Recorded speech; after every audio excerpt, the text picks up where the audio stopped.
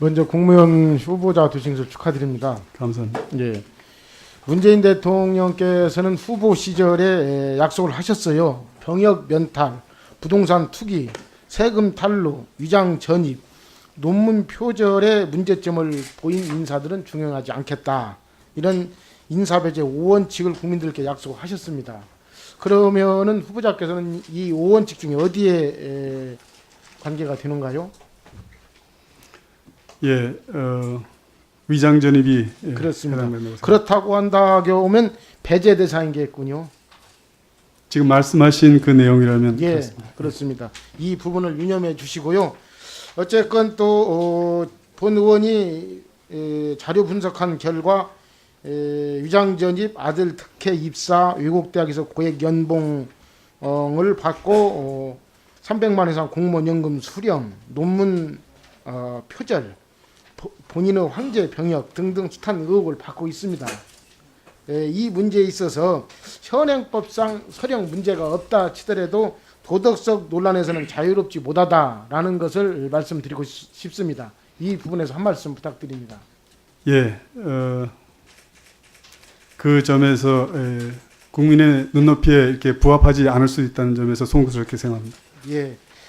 그러면 정책 검증을 먼저 하고 싶군요. 도덕성, 청렴성은 나중에 국민신문 과정에서 하기로 하고 예, 방금 존경하는 정운천 의원께서도 해상 풍력 문제를 제기하셨어요.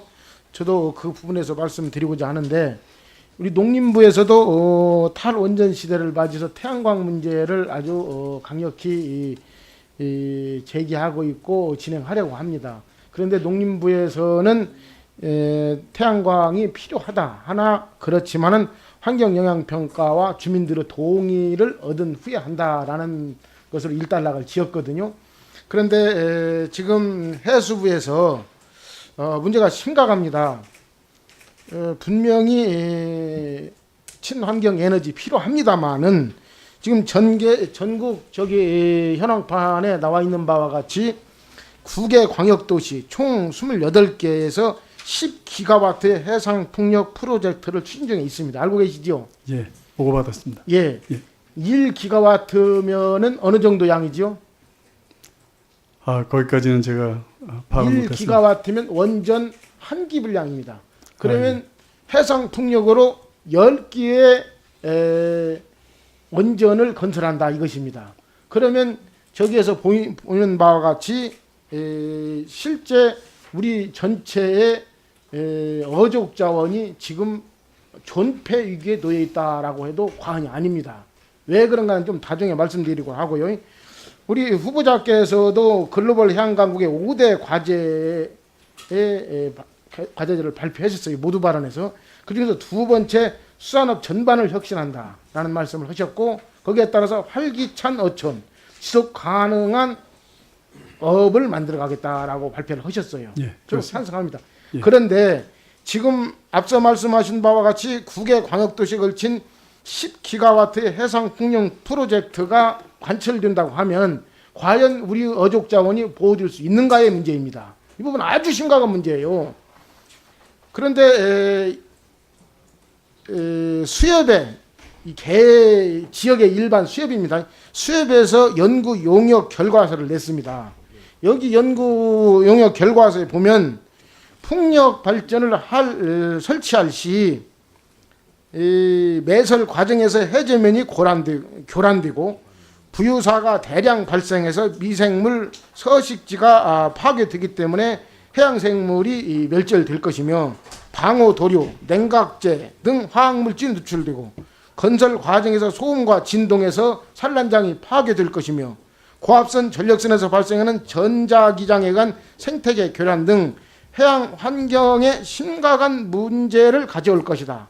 결론적으로 우리나라 어족 자원이 전폐될 것이다 라는 위험한 경고를 일개의 한 수협에서 연구 용역 결과를 지금 하고 있습니다. 그런데 이 부분에 있어서 해수부는 지금 현재 손을 놓고 있는 실정이에요. 해운항만 중요합니다. 또 수산업 전반 혁신 중요해요. 아까 말씀대로 우리 해수부 전체 44%를 지금 배정받고 있는 것이 수산업 전반에 대한 문제입니다. 이 우리 어족 자원이 폐족 위기에 놓인 이런 중차대한 상황에서 후보자께서는 어떤 생각을 가지고 있습니다. 이 부분에 있어서. 지금 지적하신 여러 내용에 공감하고요.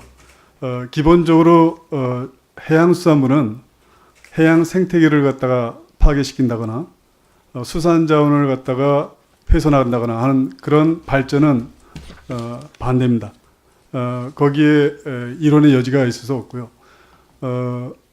만약에 개발을 한다면 말씀하셨듯이 이해관계자 전체가 모여서 해양 생태계 그리고 수산 자원의 피해를 최소화하는 그런 방향으로 정책 방향이 만들어진다고 그렇게 시간 생각합니다. 관계상 제가 말씀드릴게요. 해역 이용 영향 평가 꼭 해야 합니다. 그렇습니다. 해수부에서 할 수 있는 것이 해역 이용 평가예요. 그렇습니다. 예. 그러면 환경부에서 할 수 있는 것이 환경 영향 평가입니다. 그러지요? 예. 그런데 이 환경부에서 하는 환경 영향 평가, 해역 이용 평가는 100메가와트 이상일 때만 가능합니다. 그렇기 때문에 이것을 설치하는 이런 건설업자 중심에 있어서는 이것을 쪼개기를 합니다. 그렇기 때문에 해역 이용 평가나 환경 이용 평가를 벗어날 수가 있는 거예요. 이 부분을 철저히 만약에 후보자께서 해수부 장관이 되신다고 하면 예. 이 근본을 철저히 발본색원해야 합니다. 그렇지 않으면 우리나라 어족 자원이 멸절을 하게 될 수밖에 없을 것이면서 원래 해수부가 존재할 이유가 없어집니다. 해수부가 존재하는 어족 자원을 관리 감독하면서 어족 자원을 계속 지속 가능한 업이 될 수 있도록 하는 것이 해수부의 가장 큰 일 중에 하나 아닙니까? 그렇습니다. 그러죠. 그러니까 이 부분에 편법을 절대 용납해서는 안 되고 실제로 또 가장 중요한 것은 그렇습니다. 산업통상자원부가 해상풍력 인허가권을 가지고 있어요.